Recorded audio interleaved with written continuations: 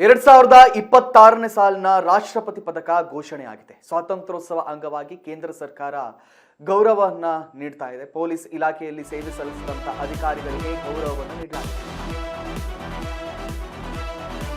ರಾಷ್ಟ್ರಪತಿ ಪದಕ ಅತ್ಯುತ್ತಮ ಪೊಲೀಸ್ ಅಧಿಕಾರಿಗಳಿಗೆ ಗೌರವವನ್ನು ನೀಡಲಾಗ್ತಾ ಇದೆ. ಸ್ವಾತಂತ್ರ್ಯೋತ್ಸವ ಅಂಗವಾಗಿ ಕೇಂದ್ರ ಸರ್ಕಾರ ಗೌರವವನ್ನು ನೀಡ್ತಾ ಇದೆ. ಪೊಲೀಸ್ ಇಲಾಖೆಯಲ್ಲಿ ಸೇವೆ ಸಲ್ಲಿಸಿದಂತಹ ಅಧಿಕಾರಿಗಳಿಗೆ ಗೌರವವನ್ನು ನೀಡಲಾಗ್ತಾ ಇದೆ. ಬಹಳ ಹೆಮ್ಮೆಯ ವಿಚಾರ ಏನು ಅಂತ ಹೇಳಿದ್ರೆ, ಕರ್ನಾಟಕದ 17 ಅಧಿಕಾರಿಗಳಿಗೆ ರಾಷ್ಟ್ರಪತಿ ಪದಕ ನಾಳೆ ದೊರೆಯಲಿದೆ.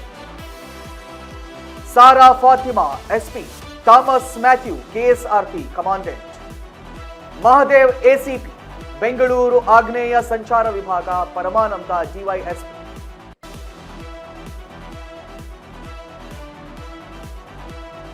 ಡಿಎಆರ್ ರಾಯಚೂರು, ಷಣ್ಮುಖ ವರ್ಮಾ ಮೈಸೂರು ಪೊಲೀಸ್ ತರಬೇತಿ ಶಾಖೆ, ಬಾಬುದ್ದೀನ್ ರುಕ್ನುದ್ದೀನ್ ಬೆಳಗಾವಿ ಪೊಲೀಸ್ ಇನ್ಸ್ಪೆಕ್ಟರ್. ಬಹಳ ಹೆಮ್ಮೆಯಿಂದ ಇವರ ಹೆಸರುಗಳನ್ನು ನಾನು ಓದಿ ಹೇಳ್ತಾ ಇದ್ದೇನೆ, ಬಹಳ ಹೆಮ್ಮೆಯಿಂದ. ಗುರುಪ್ರಸಾದ್ ಗೋಪಿನಾಯಕ್ ಪೊಲೀಸ್ ಇನ್ಸ್ಪೆಕ್ಟರ್ ಮತ್ತು Srinivasa M sub inspector, Nayeem M inspector, Maria Joseph Dinesh Kumar head constable, Mahadeva Swamy head constable Vidhana Soudha ಭದ್ರತೆ,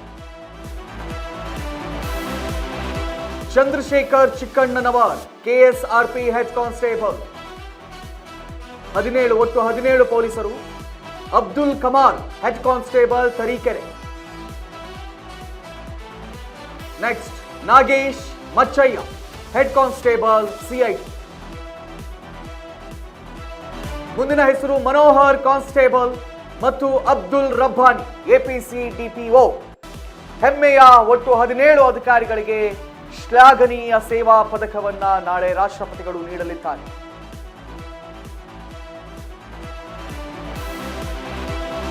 ಕರ್ನಾಟಕದ 17 ಅಧಿಕಾರಿಗಳು ರಾಷ್ಟ್ರಪತಿ ಪದಕವನ್ನ ಪಡೆದುಕೊಳ್ತಾ ಇದ್ದಾರೆ ನಾಳೆ. All the best. ಬಹಳ ಹೆಮ್ಮೆಯಿಂದ ಅವರ ಹೆಸರುಗಳನ್ನ ಹೇಳ್ತಾ ಇದ್ದೀವಿ.